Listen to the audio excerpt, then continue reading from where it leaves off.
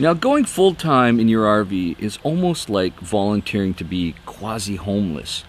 But the exception is you always know what toilet you're going to use every night. Take me away from the crying of a sinking nation, from the endless knowing situation here today. Take me away to another. Hello, tuber and RV fans. Welcome to my second month full-time here living in the Class C RV.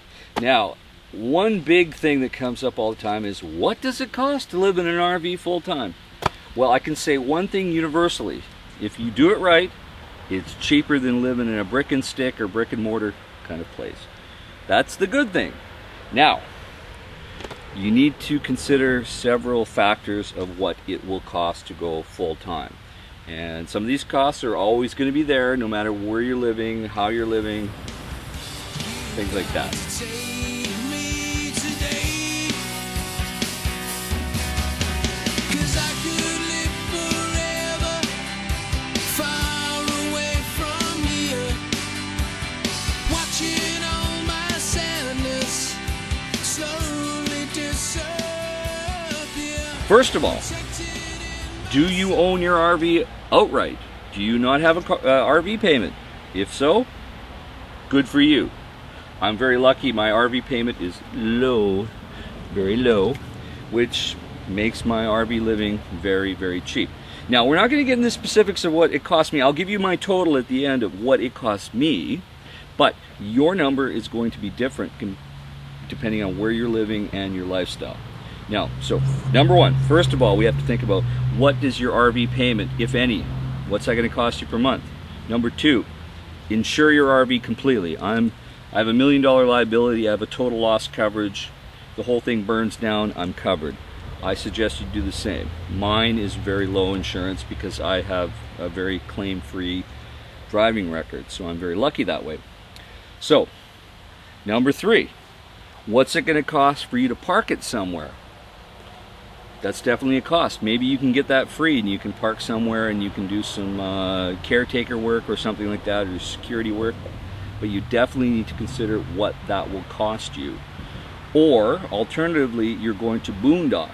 Now, if you're going to boondock all the time, that's wonderful, but it will cost you more for propane for heating, and it will definitely cost you more for gasoline. Right now, I'm not driving around much, so my fuel costs are very negligible. And my propane costs are very negligible because I heat with electricity because I'm plugged into 30 amp. Going on in terms of your expenses, you're also going to have to consider maintenance and a contingency fund if something should go wrong. Now, if you have an older RV, I definitely suggest a larger contingency fund because things are going to go wrong at a larger expense ratio that you expect than if you have a newer RV like I do. Also, medical, insurance, and dental insurance, prescription plans, things like that. You're going to have that cost no matter where you're living, but you need to factor that in. Now, if you're moving from brick and sticks like I'm doing, or have done, all your valuables need to be securely stored somewhere.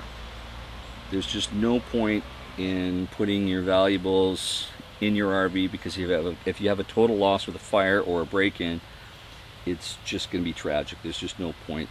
Put your valuables away somewhere tidy that they're out of the way, nobody's going to steal them, it's not going to burn down. You're also going to have to worry about mail service. Now, I have a mailbox, so no matter where I'm at, my mail is available, but you need to pay for that.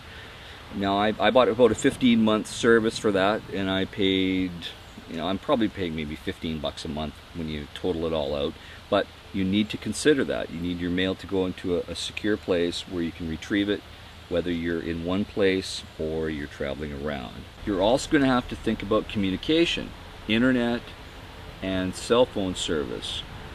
Again, I'm in Canada, cell phone service is rather expensive, and mobile data, while it's spotty here and there, it can also be expensive depending on what kind of service you're looking at. If you have Wi-Fi where you're parked, a wonderful thing, could probably save you 40 or 50 bucks a month. You have to factor that in if you want to stay connected with the internet and with your cell phone. Okay, now that I bummed y'all out that RV life isn't like nearly free, I'm going to tell you my number. All in, what it costs me to live in my RV, insure it, healthcare, which is free, cell phone service, internet service, storage locker, mail service, incidentals, food, etc. I live for about $1,200 a month doing this. And I know this now because I'm in my second month, and it's quite affordable. Now, I'm very lucky that I'm still blessed with a middle-class income, so I don't have to live in my RV, but I'm doing this to prepare to go in full retirement, which saves me money, and it's almost like a social experiment for me. So far, so good. In the meantime, stay safe, keep your wheels in the ground, and I'll talk to you next week. Bye-bye.